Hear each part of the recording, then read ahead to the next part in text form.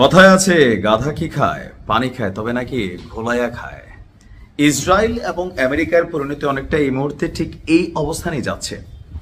গেল 12 দিনের যুদ্ধ, অনেকগুলো মানুষের মৃত্যু, ইরানকে তামাতামা করার চেষ্টা হইল, বিপরীতে কি হইল, ইসরায়েল ছেদা ছেদা হয়ে গেল।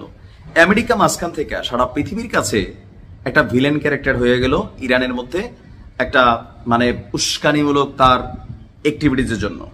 আরবদের চরিত্রটাও সামনে চলে আসলো যে কে আসলে কার পক্ষে দেখেন, তাই না?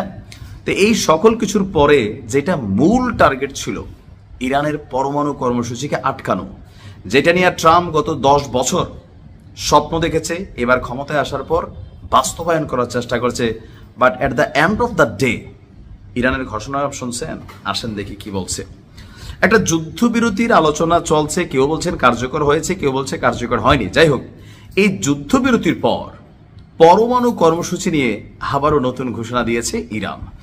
দেশটির এই মুহূর্তে দায়িত্বশীল পারমাণবিক সংস্থার যিনি প্রধান আছেন মোহাম্মদ ইসলামী, তিনি বলছেন যে আপনার বার্তা সংস্থা রয়টার্সের যে প্রতিবেদনটা, যে ইরানের প্রধান পারমাণবিক স্থাপনাগুলোতে যুক্তরাষ্ট্র এবং ইসরায়েলের ধারাবাহিক হামলার পর ইরান তার পারমাণবিক শিল্পের ক্ষয়ক্ষতির মূল্যায়ন করেছে। এছাড়া এটি পুনরুদ্ধারের জন্য প্রয়োজনীয় ব্যবস্থা গ্রহণ করেছে।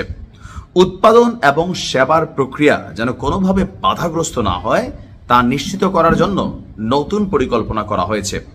হামলায় ক্ষতিগ্রস্ত যে স্থাপনাগুলো আছে সেগুলোকে বন্ধ করবে না ইরান, বরং দ্রুত সংস্কার করে আপনার জরুরি ব্যবস্থা করে এটাকে সংস্কার করা হবে এবং জাতীয় স্বার্থ সুরক্ষায় সব ধরনের পদক্ষেপ নেওয়া হবে।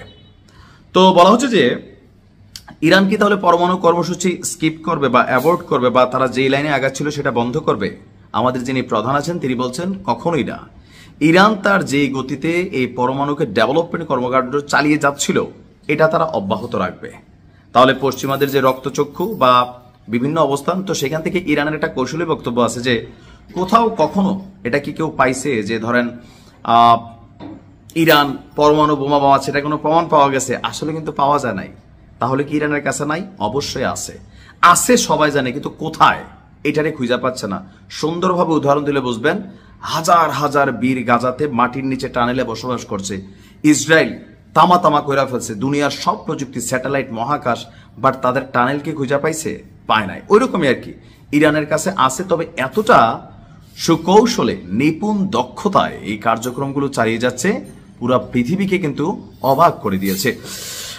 এদিকে আপনার সংবাদ মাধ্যম সিএনএন এর এক প্রতিবেদন বলছে ইরান অপারেশন মিডনাইট হ্যামার ইরানে যেই অভিযান পরিচালনা করেছিল যুক্তরাষ্ট্র, এগুলো ফর্দো, নাতানস এবং সিফাহানে এই চালানোতে যেই ক্ষয়ক্ষতির পরিমাণ, এই ক্ষয়ক্ষতিতে বেসিক্যালি ইরানের পরমাণু প্রকল্প বন্ধ হওয়ার মতন, অথবা যে এমন অবস্থায় ঘুরাই দিছে বাংকার বিধ্বংসী বোমাটোমা দিয়া যে ইরান আর পারবে না বিষয় তা নাই।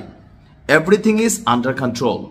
গতকালকে একটা নিউজ দিছিলাম, আজকেও দিছিলাম, যে কোনো হামলা হবে, যে কোনো পারমাণবিক হামলা হবে, যে কোনো পরিস্থিতি আসলে তাদের যে দীর্ঘ কয়েক যুগের ফসল একদম চলে আসছে হাতের কাছে, এটা যেন ক্ষতিগ্রস্ত না হয়, এটা যেন কেউ চুরি করে নিতে পারে, এটা যেন কেউ প্রকল্পটা বন্ধ না হয়, এই সকল বিষয়টাকে কনসেপ্ট মাথায় রেখে এই কাজগুলো কিন্তু আপনার করা হয়েছে।